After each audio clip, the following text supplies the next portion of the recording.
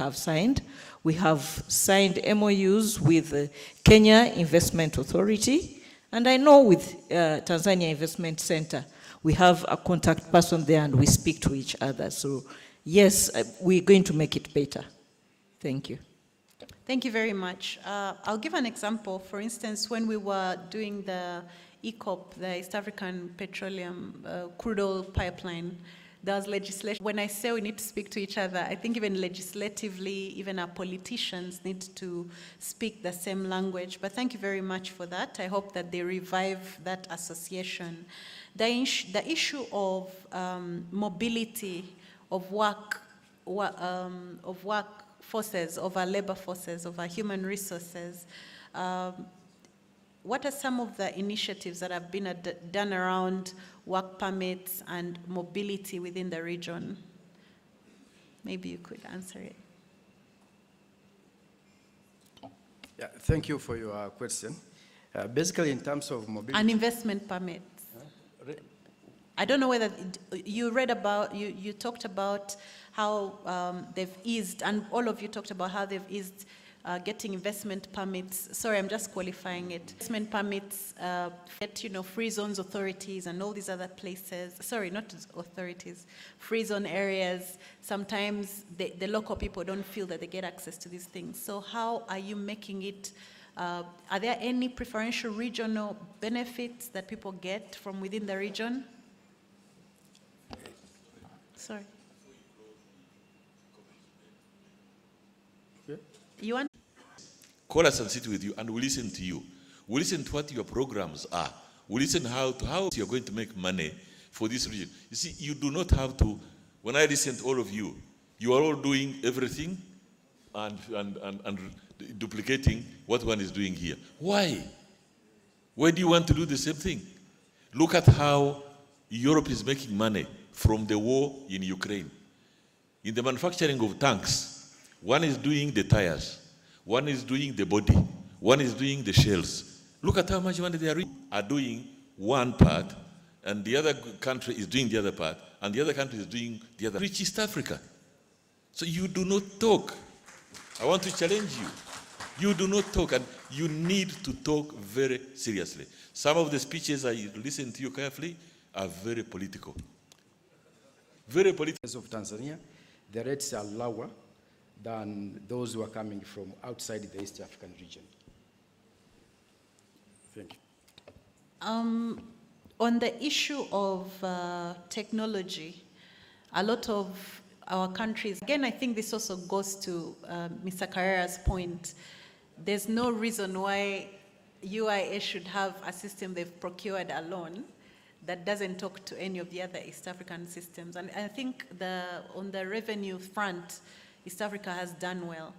So going back to Mr. Dides, what are some of the local content to actually make regionalization of the region business-wise a reality?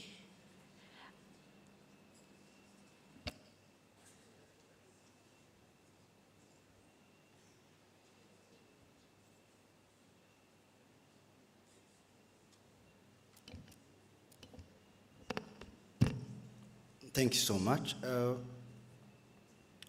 In Burundi, we know that it's not possible to support investors and entrepreneurs when you don't know challenges and issues they are facing on.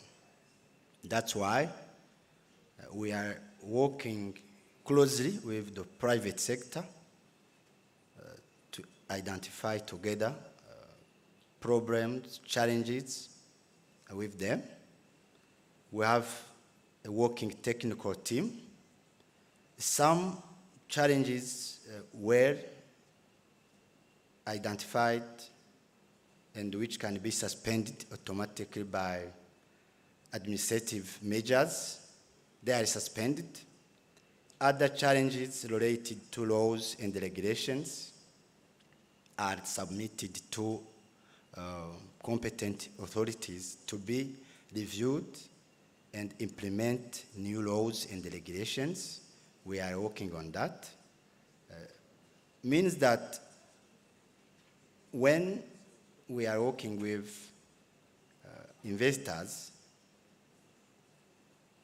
we want them to tell us which is remaining as barrier for their daily activities, which can be worked on to be removed or improved. That's why those working technical teams are there, and they are made by public and private institutions so that every information can be tracked easily. And we didn't finish. We continue to work on those issues in order to improve progressively and then attract more investors from the region and from abroad. Thank you. Thank you very much.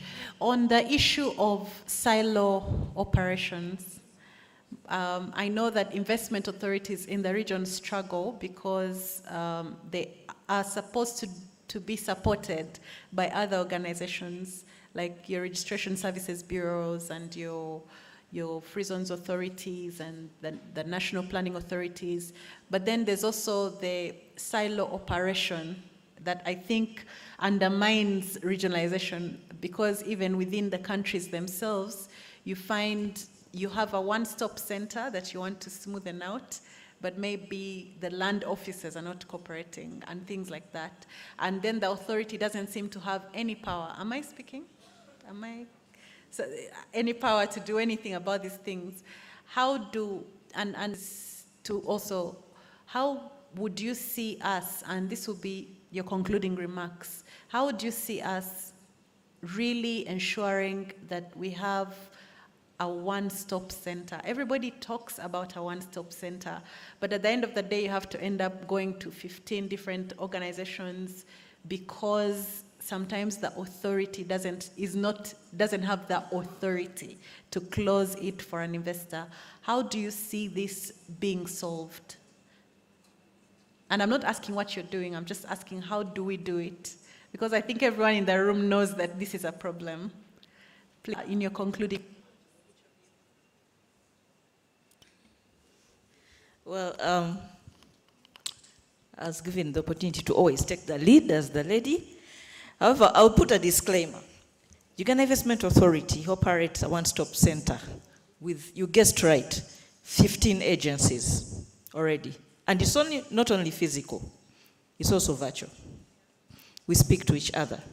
And this was for the seamless establishment, and not only for attraction and promotion of investment, but also for aftercare, because the two might be different. After the investor comes in, we also provide aftercare services. So this is in place. I didn't get the time to put up, but it's a portal that you can log on to and you speak to anyone. The heads also to talk to each other. Secondly, we have, one of the anchor platforms is the Presidential Investor Roundtable, where we have business champions such as they are in this room that speak to the public sector. And this is patroned and championed by His Excellency the President. And we, over the years, over I think about 6, we are